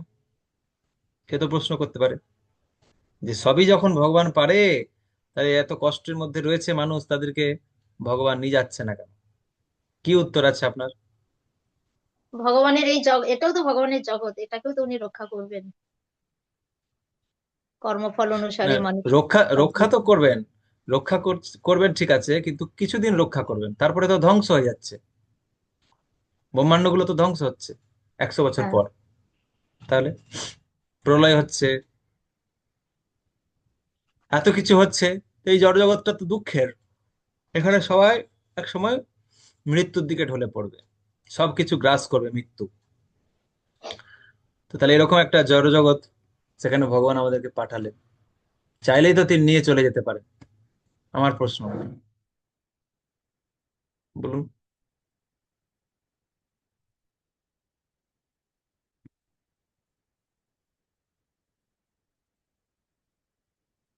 প্রণাম বাবু। হুম, ভগবান নিয়ে যাবার জন্য আমাদেরকে সর্বদা সচেষ্ট রয়েছেন, আর সেই জন্য শাস্ত্র দিয়েছেন, গুরু দিয়েছেন, এবং নিজেও অবতরণ করেছেন অবতার রূপে। কিন্তু তথাপি আমরা ভগবানের প্রতি ইচ্ছা এবং দ্বেষ করছি, সেই কারণবশত আমরা যেতে ইচ্ছা করছি না, সেই জন্য তিনি আমাদেরকে নিয়ে যেতে পারছেন না এবং স্বতন্ত্র ইচ্ছার মর্যাদা দিচ্ছেন আমাদের। এটা হচ্ছে কথা, যে আমরা সত্যিই কি যেতে চাই, কতটা সত্যি যেতে চাই। আমরা শাস্ত্র থেকে পড়ে এরকম বুঝতে পারছি, কিন্তু সত্যি কতটা যেতে চাই। এক্ষুনি যদি প্লেন চিন্ময় জগৎ থেকে যদি বিমানটা চলে আসে, এক্ষুনি যদি বলে উঠো, বিমানে উঠো, উঠবো? সেই বুড়ি মায়ের গল্প। হুম। আচ্ছা, উঠেও যদি যায়, ঠিক আছে, যারা যে ধরুন ব্রহ্মচারী যারা, ঘর বাড়ি কি তাদের কোনো কিছু দায়িত্ব নেই, ঠিক আছে, ঘর বাড়ি নেই। এই যে আমাদের অনুপম গোপাল দাস ব্রহ্মচারী প্রভু আছে, হ্যাঁ, হাত তুলছিলেন। হরে কৃষ্ণ প্রভু বলুন, প্রণাম। চিন্ময় বিমানটা এলে কি করবেন? চলে যাবেন সঙ্গে সঙ্গে? চলে যাও। চলে যাবেন? হুম। গিয়ে সেখানে যখন দেখবেন যে ভগবান এত সুন্দর ভোগ করছে, তখন কিন্তু আবার ওই একই জিনিস মনে হবে। বুঝতে পারছেন?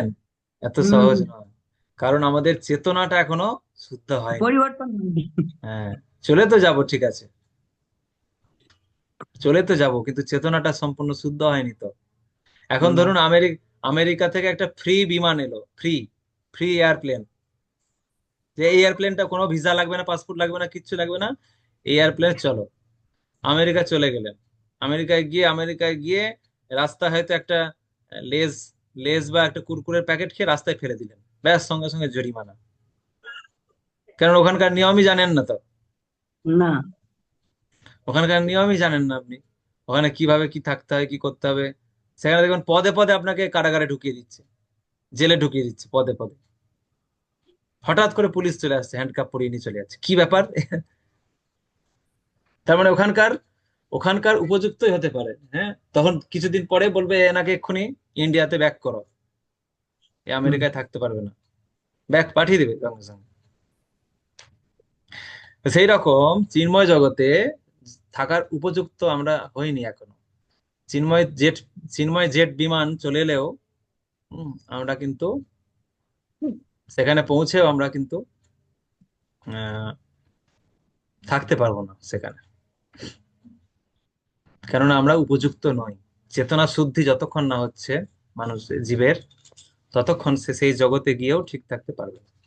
আবার ডিস্টার্ব করবে, ভগবানের কাছে ডিস্টার্ব করবে, না হলে অন্যান্য মহাত্মা যারা আছে মুক্ত, তাদের কাছে ডিস্টার্ব করবে। তো সেই জন্য এটা হচ্ছে বিষয়। তাহলে এবার আমার একটা প্রশ্ন হচ্ছে, আপনারা তো কেউ প্রশ্নটা করলেন না দেখছি, আপনাদের মাথায় আসলো না। যে বলা হয় যে যে চিন্ময় জগতে একবার ফিরে গেলে আর আসতে হয় না। চিন্ময় জগতে যদি একবার ফিরে যায় কেউ, ধরুন আপনি ভক্তি করে ভজন সাধন করে, হ্যাঁ, শুদ্ধ ভক্তি করে মৃত্যুর সময় ভগবানকে মনে করলেন, মৃত্যুর সময় ভগবানের স্মরণ করলেন, ভগবানের কাছে ফিরে গেলেন, ভগবানের কাছে ফিরে গেলেন। কিন্তু এই যা দেখছি 27 নম্বর শ্লোকে, তো ভগবানের কাছে ফিরে গিয়ে কি আপনি নিরাপদ হয়ে যাবেন, যে যাক বাবা চলে এসেছি, নিরাপদ হতে পারবেন? 27 নম্বর শ্লোক কি বলছে? উৎসাহময় মাতাজি।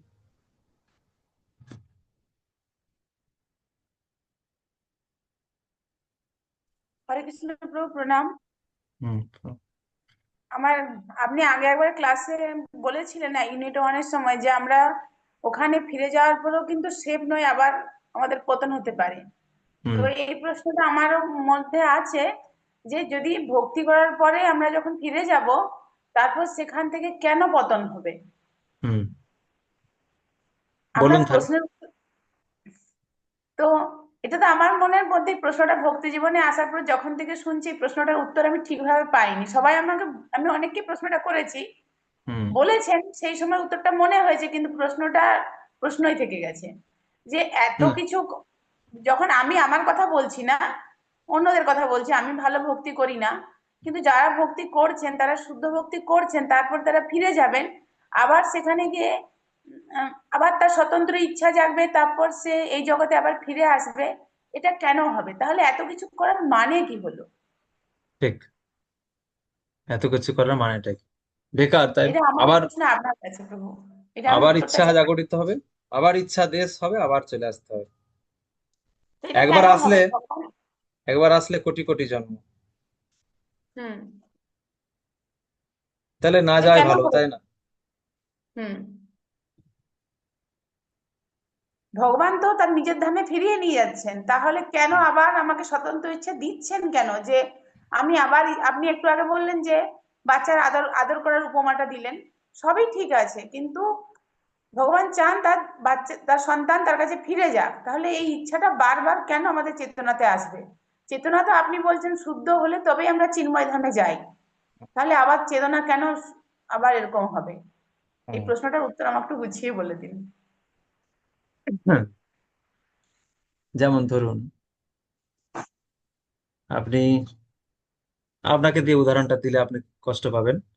এই যে যে সমস্ত মাতাজিদের বিবাহ হচ্ছে, মহিলাদের তো বিবাহ হচ্ছে, যখন মহিলা মেয়ের যখন বিয়ে হচ্ছে, তার বাবা মা তারা ভাবছে যে আমার মেয়ে শ্বশুর বাড়ি যাচ্ছে। তার মানে তার বাবা কিন্তু কনফার্ম, তার বাবা মা কনফার্ম যে মেয়েটা আর ফিরবে না। সেটা বাপের বাড়ি আসতে পারে, মাঝে মাঝে আসছে, ঠিক আছে, কিন্তু এটা তো স্বাভাবিক যে মেয়েটা আর ফিরবে না। সেই জন্য এত কান্নাকাটি করছে, কষ্ট পাচ্ছে, যে মেয়েটা আমার আমার আর নেই, এ এখন অন্যের হয়ে যাবে, এ আর বাবার বাড়িতে ফিরবে না, একেবারের জন্য পুরোপুরি সে চলে যাচ্ছে শ্বশুর বাড়ি। তো এটা তো কষ্ট পায়, বাবা মা কান্না করে, কত কি, মেনে নিতে পারে না। তো সবাই জানে যে এই মেয়েটা আর ফিরবে না, কিন্তু তারপরে যদি ডিভোর্স হয়ে যায়, কিছুদিন পরে মেয়ে বলছে যে না, থাকবো না, এনার সাথে আমি সংসার করব না। কিছুদিন পরে অ্যাটাজি নিয়ে, ব্যাগপত্র নিয়ে বাবার বাড়িতে এসে হাজির। তো বাবা মায়ের কেমন লাগবে? আকাশ থেকে পড়বে না?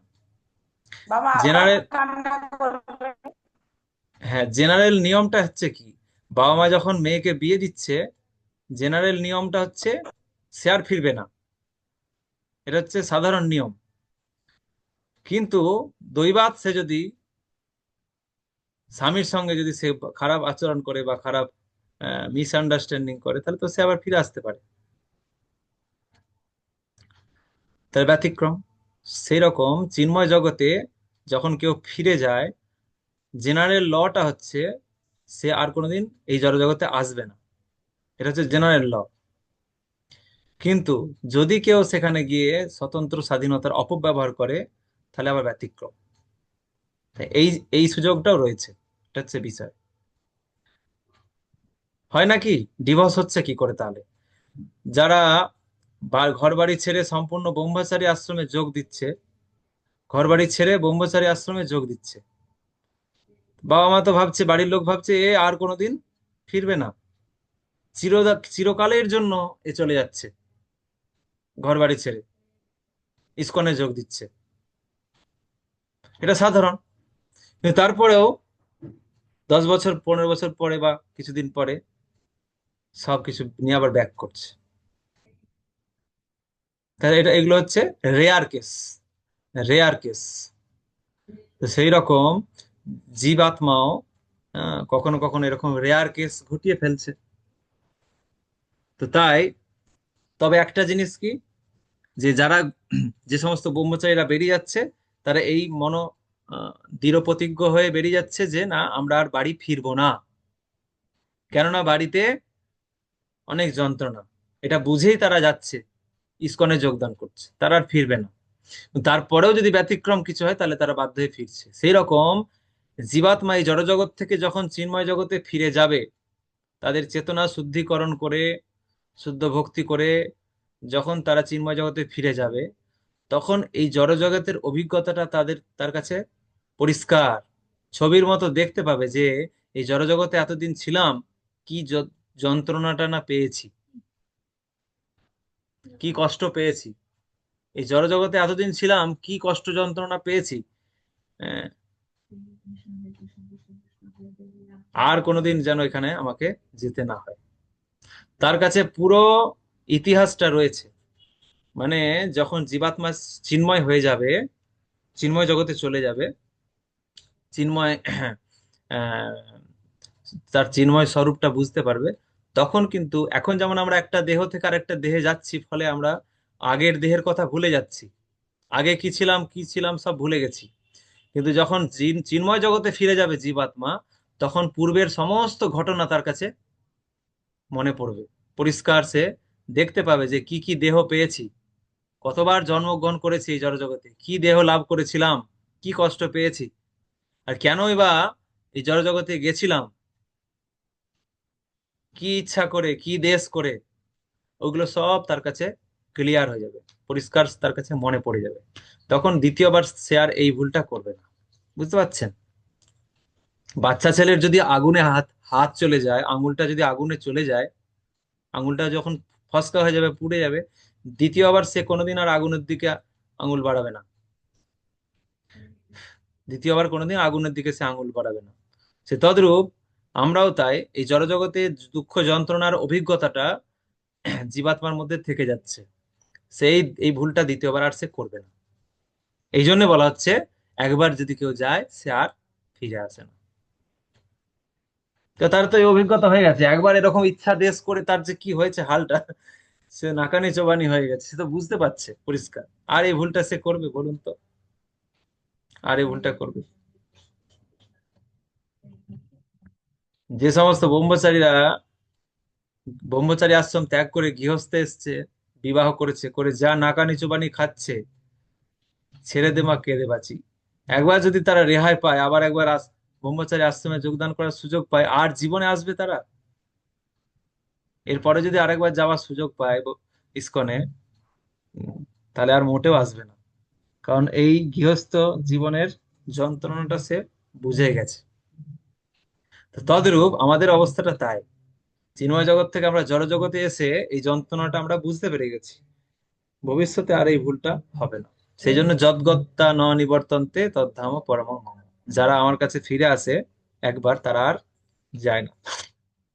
কিন্তু প্রথমবারে আমরা ভুলটা করে ফেলেছি, সৃষ্টির শুরুতে আমরা ভুল করে ফেলেছিলাম, এই জড়জগতের দুঃখের যন্ত্রণার অভিজ্ঞতাটা বুঝতে পারিনি, ভুল করে ফেলেছিলাম। বোঝা গেল উৎসাহময় মালিনী মাতাজি? নাকি আরো কিছু অপরিষ্কার থাকলো? হ্যাঁ প্রভু, ক্লিয়ার হয়েছে। হুম।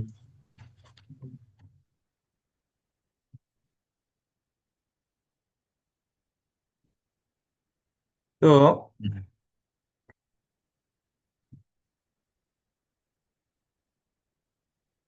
পরের শ্লোকে আমরা যাব।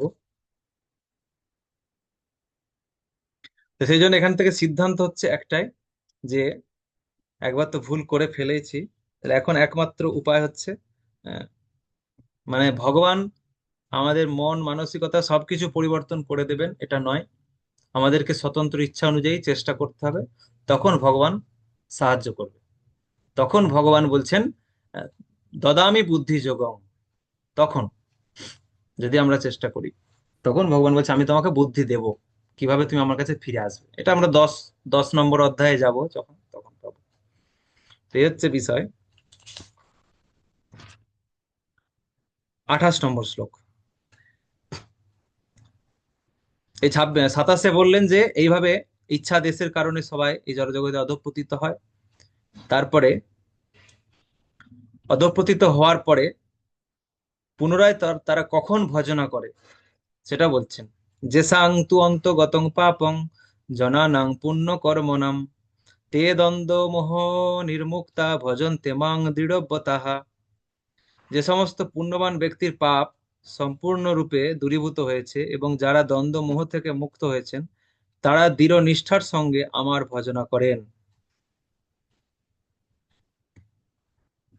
পাপ, তাহলে জড়জগতে অধঃপতিত হলো চিন্ময় জগৎ থেকে, তারপরে ওই যে ভোগের বাসনা করেছিল, সেই ভোগ অনুযায়ী সে বিভিন্ন রকম ভাবে ভোগ করতে চাইছে, ভোগ করতে শুরু করলো। এই ভোগ করতে গিয়ে অনেক পাপ কর্ম করে ফেললো। জীব। এই পাপ করতে করতে করতে করতে এক দেহ থেকে এক দেহ, এক দেহ থেকে আরেক দেহ, অনন্ত কোটি কোটি কোটি জন্ম আমরা পেরিয়ে এসেছি, পাপ করেছি। বুঝতে পারছেন? তার কোনো হিসাব নেই। কারণ কারণ চেতনাটা এতটাই কলুষিত হয়ে গেছে যে কত পরিশ্রম করতে হচ্ছে মনকে ঠিক রাখার জন্য, কত জপ করতে হচ্ছে, গ্রন্থ অধ্যয়ন করতে, কত কি করতে হচ্ছে। তাহলে চেতনাটা কোথায় গেছে? তাহলে কতগুলো কোটি কোটি জন্ম ধরে আমি এভাবে অতিক্রান্ত করেছি, যার জন্য এই অবস্থা হয়েছে। তো সেই সমস্ত জন্মের পাপ সব রয়েছে। যদি কোনো পুণ্যবান ব্যক্তি তারা এই সমস্ত পাপকে দূরীভূত করতে পারেন, তাহলে আস্তে আস্তে সে দ্বন্দ্ব মোহ থেকে মুক্ত হবেন। তখন দৃঢ়তার সঙ্গে আমার ভজনা সে করবে, তখন দৃঢ়তার সঙ্গে আমার ভজনা করবে।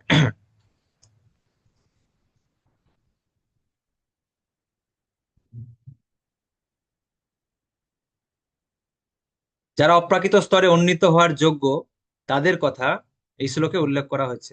কিন্তু যারা পাপী, নাস্তিক, মূঢ়, প্রবঞ্চক, তাদের পক্ষে ইচ্ছা ও দেশের দ্বন্দ্ব থেকে মুক্ত হওয়া অত্যন্ত দুষ্কর।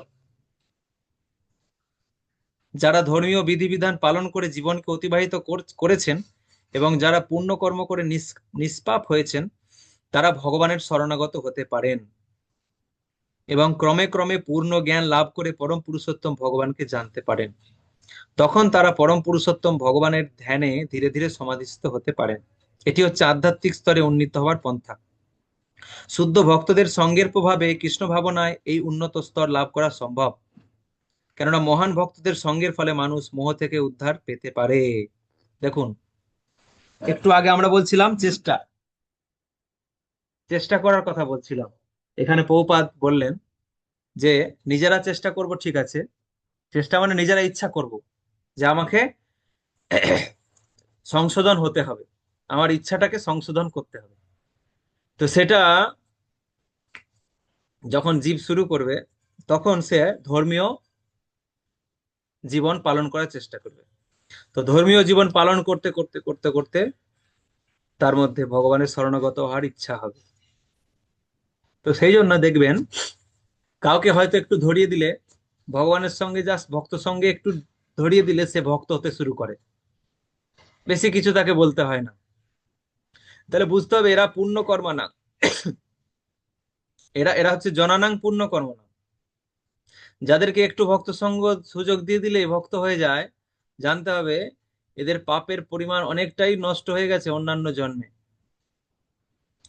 কিন্তু যারা অনেক চেষ্টা করছে, এই যে ধরুন বহু চেষ্টা করেও জপে মন আসছে না, হরিনামে রুচি আসছে না, বুঝতে হবে যে কর্মফল খুব খারাপ, প্রচুর পাপ কর্ম জমে রয়েছে, অপরাধ সব জমে রয়েছে, যার জন্য হরিনামে রুচি আসছে না, হরিনামে মন আসছে না, ভক্তি যোগ অনুশীলনে মন আসছে না। জানতে হবে প্রচুর পরিমাণে পাপ রয়েছে, ফলে পুণ্য কর্মের অভাব রয়েছে।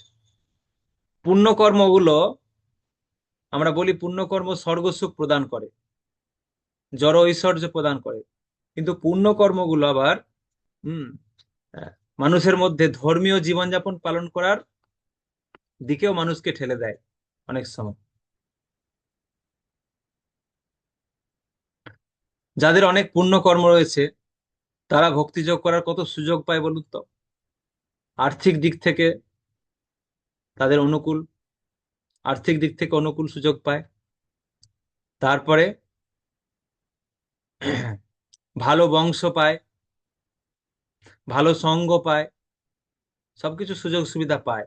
তার মানে এদের পুণ্য কর্ম রয়েছে। তো এর ফলে এইগুলো ভক্তির অনুকূল পরিবেশ সে পাচ্ছে।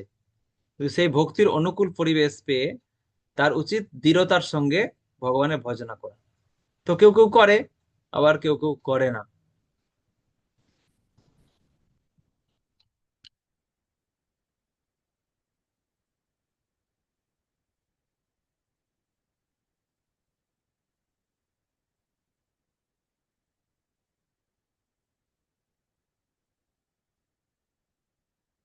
বহুপাত বললেন লাস্টে বলছে যে এটি হচ্ছে আধ্যাত্মিক স্তরে উন্নীত হওয়ার পন্থা। শুদ্ধ ভক্তদের সঙ্গের প্রভাবে কৃষ্ণ ভাবনায় এই উন্নত স্তর লাভ করা সম্ভব। শুদ্ধ ভক্ত সঙ্গটাই সব থেকে বড় শক্তিশালী পন্থা। বুঝতে পারছেন? আপনি নিজে অনেক চেষ্টা করছেন, ভালো, সাধনা চার্ট ফলো করছেন, সব ঠিক আছে, এগুলো অবশ্যই দরকার। কারণ এইগুলো করলে তবে ভগবান শুদ্ধ ভক্ত সঙ্গ করার সুযোগ দেবে। এরকম নয় আপনি থাকতে থাকতে হঠাৎ শুদ্ধ ভক্ত সঙ্গে সুযোগ পেয়ে যাবেন, তা কিন্তু হবে না। আপনি ভালো ভক্তি করার চেষ্টা করছেন, তখন পাবেন।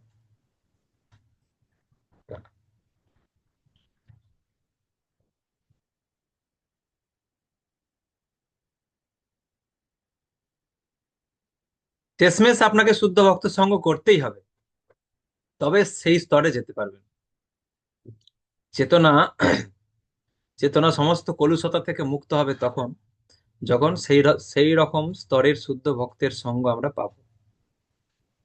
তো সেটার জন্য আমাদেরকে কি করতে হবে?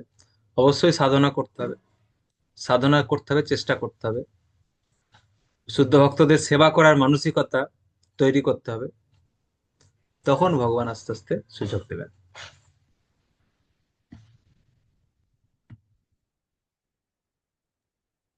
প্রণাম বাবু। এখানে পুণ্যকর্ম বলতে কি বোঝানো হয়েছে? যেমন হ্যাঁ, সকাম এখানে পুণ্যকর্ম। হুম, ভালো প্রশ্ন করেছেন। জনানাং পুণ্য কর্মানাম। পুণ্যকর্ম হচ্ছে দুই ধরনের। একটা হচ্ছে আহ, জাগতিক পুণ্যকর্ম, আর একটা হচ্ছে চিন্ময় পুণ্যকর্ম। দুই ধরনের। জাগতিক পুণ্যকর্ম যেগুলো, সেগুলো কি করে না, এই যে একটু আগে বললাম, ঐশ্বর্য সুখ প্রদান করে, জড় ঐশ্বর্য সুখ প্রদান করে, অনুকূল পরিস্থিতি তৈরি করে দেয় ভগবানের সেবা করার, ধর্মীয় জীবনযাপন করার অনুকূল পরিবেশ প্রদান করে জাগতিক পুণ্যকর্মগুলো। ঠিক আছে? তো সেটাও ভালো। বাধা বিঘ্ন এগুলো কম হবে, তার ভক্তি জীবনে বাধা বিঘ্ন এগুলো কম হবে জাগতিক পুণ্যকর্মের ফলে। কিন্তু সেটাকে কাজে লাগিয়ে তো যদি তারা সুখ ভোগ করতে শুরু করে, তাহলে আবার পাপ কর্ম করতে শুরু করবে। সেটা একটা। আর একটা পুণ্যকর্ম হচ্ছে চিন্ময় পুণ্যকর্ম, যেটাকে আমরা বলি সুকৃতি। ওটাও পুণ্যকর্ম, ওটাও কিন্তু পুণ্যকর্ম, আমরা নাম দিয়েছি সুকৃতি। হুম, কিন্তু ওটাও পুণ্যকর্ম। হুম হুম হুম।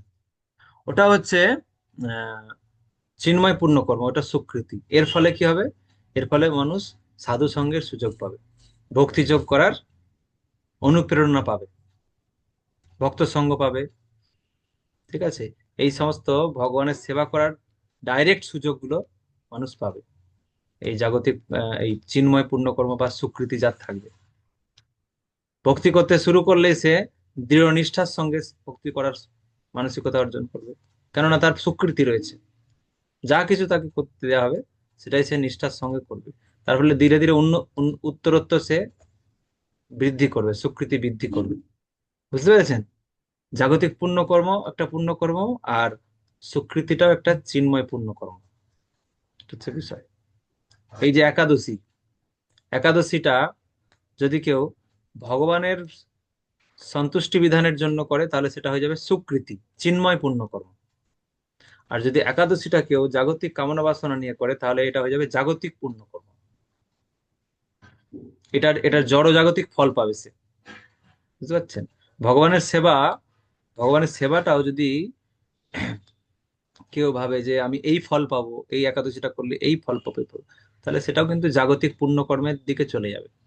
তার ফলে সে জাগতিক ঐশ্বর্য বা কিছু অনুকূল সুযোগ পাবে। আর যদি ভগবানের উদ্দেশ্যে করে, তাহলে সে ভক্তি লাভ করবে, স্বীকৃতি হয়ে গেল। সেই স্বীকৃতির ফলে সে সাধু সঙ্গ লাভ করবে, ভগবানের সেবার প্রতি নিষ্ঠা লাভ করবে, ইত্যাদি ইত্যাদি, এগুলো আসবে।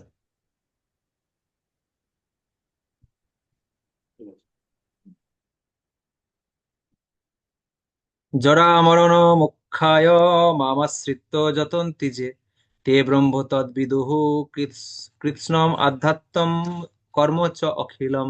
যে সমস্ত বুদ্ধিমান ব্যক্তি জরা ও মৃত্যু থেকে মুক্তি লাভের জন্য আমাকে আশ্রয় করে যত্ন করেন, তারা প্রকৃতপক্ষে ব্রহ্মভূত, কেননা তারা আধ্যাত্ম তত্ত্ব ও কর্মতত্ত্ব সবকিছু সম্পূর্ণরূপে অবগত।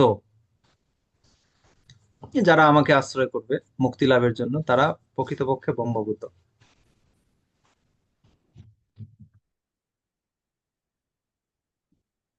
কেননা তারা আধ্যাত্ম তত্ত্ব ও কর্মতত্ত্ব সবকিছু সম্পূর্ণরূপে অবগত। এই যে আধ্যাত্ম তত্ত্ব, কর্মতত্ত্ব, এই দুটো শব্দ ভগবান এখানে ইউজ করলেন। এই দুটো নতুন শব্দ আবার অর্জুনের মধ্যে প্রশ্ন জাগরিত করছে। অর্জুন আবার পরের অধ্যায়ে দেখবেন এই দুটো শব্দ নিয়ে প্রশ্ন করবে যে আধ্যাত্ম তত্ত্বটা কি। হে কৃষ্ণ, আপনি তো বললেন আধ্যাত্ম তত্ত্ব, এটা আবার প্রশ্ন করবে। 30, সাধিভূতা সাধিভূতাধি দৈবং মাং সাধি যজ্ঞং চ যে বিদুঃ প্রয়াণকালে অপি চ মাং তে বিদুর্যুক্ত চেতসঃ। যারা অধিভূত তত্ত্ব, অধিদৈব তত্ত্ব ও অধিযোগ্য তত্ত্ব সহ আমাকে পরমেশ্বর ভগবান বলে অবগত হন, তারা আমাতে আসক্ত চিত্ত, এমনকি মরণকালেও আমাকে জানতে পারেন। এই যে লাস্ট দুটো শ্লোকে বললেন আধ্যাত্ম তত্ত্ব, আর এই শ্লোকে 30 নম্বরে বললেন অধিভূত তত্ত্ব, অধিদৈব তত্ত্ব, অধিযোগ্য তত্ত্ব সহ আমাকে পরমেশ্বর ভগবান বলে জানতে পারেন। শুধু আমাকে পরমেশ্বর ভগবান বলে জানতে পারেন বললে ঠিক ছিল। ভগবান বলছেন এই তত্ত্ব সহ আমাকে জানতে পারেন, তারা মৃত্যুকালেও আমাকে জানতে পারে। এই শ্লোকটার কারণে অর্জুনের মধ্যে আবার প্রশ্ন জাগরিত হবে যে প্রভু, আপনাকে জানতে পারলাম ঠিক আছে, কিন্তু এই অধিভূত তত্ত্ব, অধিদৈব তত্ত্ব, অধিযোগ্য তত্ত্ব আর আধ্যাত্ম তত্ত্ব সমেত, এই তত্ত্বগুলো সমেত আপনাকে জানতে পারবো, তো এই তত্ত্বগুলো আসলে কি? এটা হচ্ছে পরের অধ্যায়ের প্রশ্ন। আর মরণকালে আমাকে জানতে পারেন বলেছেন ভগবান। অর্জুন বলছে মরণকালে আপনাকে কি করে জানা যাবে? মৃত্যুর সময় আবার আপনাকে জানা যাবে কিভাবে? তখন তো আমরা মারা যাব, তখন আবার আপনাকে জানতে পারা যাবে, মানে ব্যাপারটা কি? যা জানার তো জীবদ্দশায় জেনে যাবে, মরণকালে আমাকে জানতে পারে মানে মৃত্যুর মুহূর্তে কি ভগবানকে আলাদা করে জানতে পারবো যে ভগবান এরকম? এই যে প্রশ্ন আবার অর্জুনের মধ্যে জাগরিত হবে, সেই নিয়ে পরের অধ্যায় অষ্টম অধ্যায় আমরা নেক্সট ক্লাসে আলোচনা করব। হরে কৃষ্ণ, কৃষ্ণ কৃষ্ণ হরে হরে, হরে রাম, রাম রাম হরে হরে। কারো কোনো প্রশ্ন থাকলে বলুন।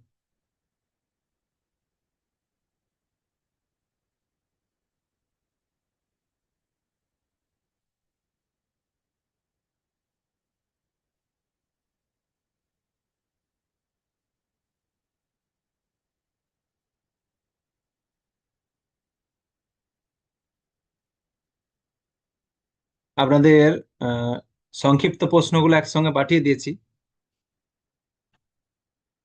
তো ওতে হয়তো আপনাদের একটু অসুবিধা হতে পারে, সেই জন্য প্রত্যেকটা অধ্যায়ের প্রশ্ন উত্তর অধ্যায় শেষ হলে পাঠিয়ে দেওয়া হবে। এই সপ্তম অধ্যায় শেষ হলো, সপ্তম অধ্যায়ের সংক্ষিপ্ত প্রশ্ন উত্তর আর প্রবন্ধ প্রশ্ন উত্তর পাঠিয়ে দেওয়া হবে। আপনারা সেইভাবে এখন থেকে তৈরি করতে থাকবেন।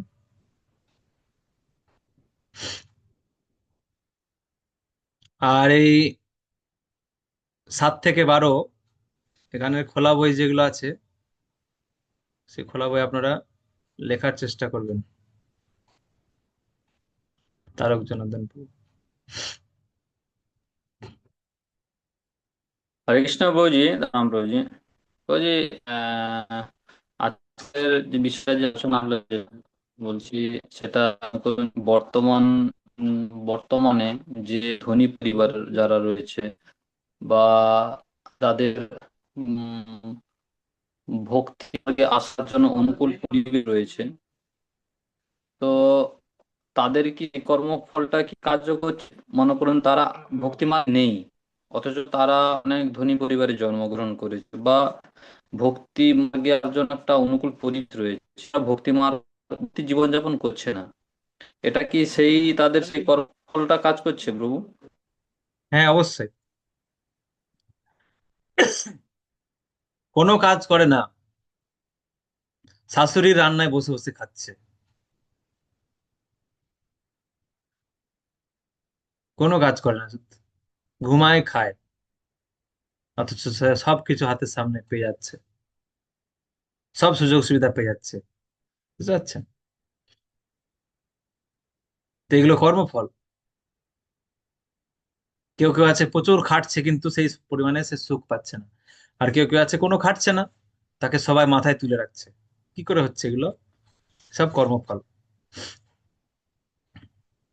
এবার সেই কর্মফলটাকে সে ক্ষয় করে ফেলছে, সুখ ভোগ করে করে, সুখ ভোগ করে করে ক্ষয় করে ফেলছে। কোনো ভক্তি করছে না, সেবা করছে না, কিছু জমছে না, সব ক্ষয় হচ্ছে, অ্যাকাউন্ট খালি হচ্ছে। ব্যাস, যখন অ্যাকাউন্ট খালি হয়ে যাবে তখন এবার রাস্তায় পার্টি নিয়ে নামতে হবে। পরবর্তী দেহ, পরবর্তী জন্ম সে পাবে, অ্যাকাউন্টে কিছু নেই, একবারে সেই নিচু ইতর প্রাণী দেহ পাবে তখন। বলুন। বলছি প্রভু, এই খোলা বই সম্পর্কে একটু যদি প্রশ্নগুলো আলোচনা হতো তাহলে ভালো। খোলা বই, আজকে এই সপ্তম অধ্যায়ের খোলা বই আছে একটা বোধহয়, নাকি? সপ্তম অধ্যায়ে একটা দুটো। শুধু সপ্তম অধ্যায় দেখুন তো, দেব দেবতার বিষয়ে একটা খোলা বই আছে। 7 নম্বর শ্লোকের ভিত্তিতে মায়াবাদ সিদ্ধান্ত খণ্ডনের যুক্তিগুলি ব্যাখ্যা করুন। 7 হুম নম্বর অধ্যায়ের 28 নম্বর শ্লোক তাৎপর্যের পরিপ্রেক্ষিতে কৃষ্ণ ভক্তি অনুসরণে পূর্বকৃত পুণ্য কর্মের প্রয়োজনীয়তার গুরুত্বের মূল্যায়ন। হুম 3 নম্বর প্রশ্ন ভগবদ গীতা 3, 10, 16, 7, 20, 23 এবং 9, 20, 25 শ্লোকগুলির ভিত্তিতে দেব উপাসনার যথার্থতা প্রচার ক্ষেত্রে প্রয়োগ। তো দেবতার উপাসনার কিছুটা এখন আমরা আলোচনা করেছিলাম। আবার 9 অধ্যায়ের কয়েকটা শ্লোকে দেবতার ব্যাপারে রয়েছে, সেখান থেকে দেবতার বিষয়টা তুলতে হবে। সাদা ঠিক আছে। এই সাতটার মধ্যে আর 3টে আছে। হ্যাঁ, 28 নম্বর শ্লোক যেটা পুণ্যকর্ম নিয়ে বললাম, এইটা একটা প্রশ্ন আছে যে কৃষ্ণ ভক্তিতে পুণ্যকর্মটা, পূর্ব পূর্ব জন্মকৃত যে পুণ্য কর্মগুলো করেছি, এটা কৃষ্ণ ভক্তিতে কতটা সাহায্য করবে, এটা হচ্ছে প্রশ্ন, তাই তো? হুম। ঠিক আছে, ঠিক আছে, এটা আলোচনা করা যাবে পরের পরের ক্লাসে। টোটাল কটা খোলা বই পাঠাতে হবে? দুটো? দুটো, প্রত্যেকটা ইউনিটে দুটো খোলা বই।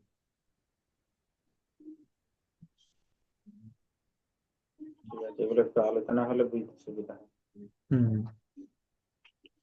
ঠিক আছে, আলোচনা করে দেওয়া হবে। আলোচনা বলতে আমি পয়েন্ট বলে দেবো, পয়েন্ট। ঠিক আছে, কি কিভাবে লিখবেন সেই ডায়াগ্রামটা আমি স্কেচ আউট করে দেবো, দিয়ে সেগুলো ব্যাখ্যা আপনাদেরকে করতে হবে। হুম। ওইগুলো তাহলে আর গ্রুপে দিয়ে। হ্যাঁ হ্যাঁ, আর হচ্ছে যে খোলা বইগুলো আপনারা দুটো করে দিয়েছেন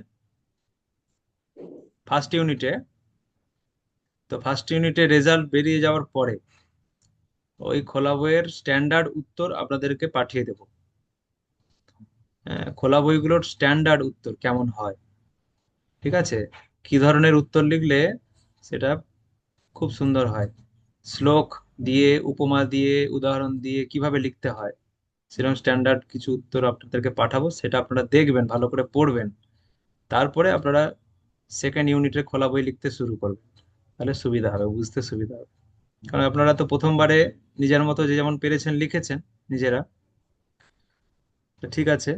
তা কেউ কেউ আমাকে বলেছিলেন যে কিভাবে আর লিখবো এগুলো বলে দিন, তো আমি কাউকে কাউকে বলেও দিয়েছি, যে অ্যাকচুয়াল স্ট্যান্ডার্ড লেখাটা কেমন হবে সেটা তো ওইভাবে বলা যায় না, সেই জন্য তার উত্তর আমি আপনাদেরকে পাঠিয়ে দেবো, কিছু স্ট্যান্ডার্ড খোলা বইয়ের উত্তর, সেটা আপনারা ভালো করে পড়বেন মনোযোগ দিয়ে, যে কি স্টাইলে লিখছে, যে সেইভাবে আপনারা লেখার চেষ্টা করুন। কে কি প্রশ্ন করছেন? খোলা বইয়ে কয়টি প্রশ্নের উত্তর দিতে হবে? দুটি তো বললাম তো,